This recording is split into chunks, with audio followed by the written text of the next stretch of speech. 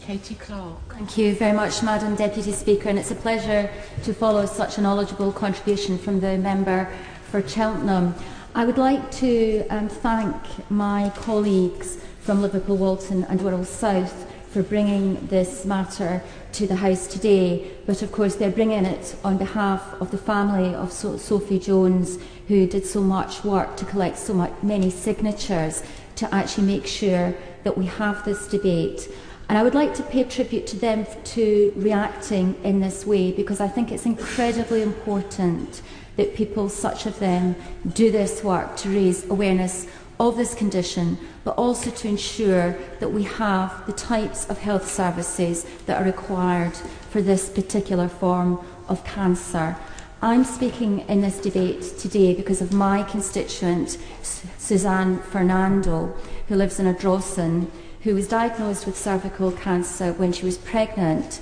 and describes herself as a survivor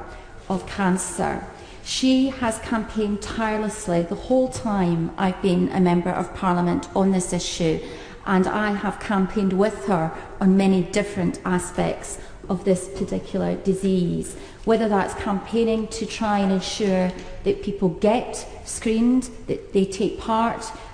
in cervical cancer screening services and get smears done, whether that's attending with her at local schools when local girls are encouraged to get the HPV vaccination, or indeed whether that's supporting her in the fundraising work that she is involved with. She was Scotland's first campaign's ambassador for Cancer Research UK. She set up a cervical cancer support group in Ayrshire, which is there to advise people at any stage on what this is about. And I think we should pay tribute to all those women up and down the country who've experienced of cervical cancer, and that the way that they respond to that is to try to do everything they possibly can to make sure that other people do not go through what they go through, that the condition is identified early, that the condition is prevented, and that people get the treatment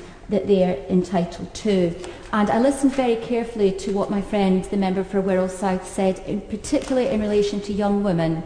One of the times when young women most come in contact with the health service is often when they have children. And I think many of us have been aware for many generations of how disempowering many women have found that experience. And I think it's incredibly important that this motion says very clearly that when a woman asks to have a smear, that she should be entitled to have that smear. I think this particular case shows very powerfully why that is important. And I think there are far wider issues in relation to our National Health Service about having a patient-centred service, about actually listening to what people are saying and making sure that whether people are young, whether they're old, whether they're a woman, whether they're a man, whatever ethnic or other background that they come from, that they are listened to and that they are given access to the types of treatment they deserve. My constituent, Suzanne Fernando, is taking part in the Cervical Awareness Week in June of this year, and indeed is taking part in a 5-kilometre walk for fun at Eglinton Park in Kilwinning in Ayrshire on the 15th of June. And of course she's just one of the many, many women who are trying to raise awareness of this condition. I hope that the message goes out very clearly from this House today that we want the government to do what is necessary to ensure that young women in particular are given access to the kinds of National Health Service facilities that they deserve, that we listen to what young women say, that we listen to what Sophie Jones' family is saying, and we learn the lessons to ensure that a tragedy such as this doesn't happen again. Jim Shannon.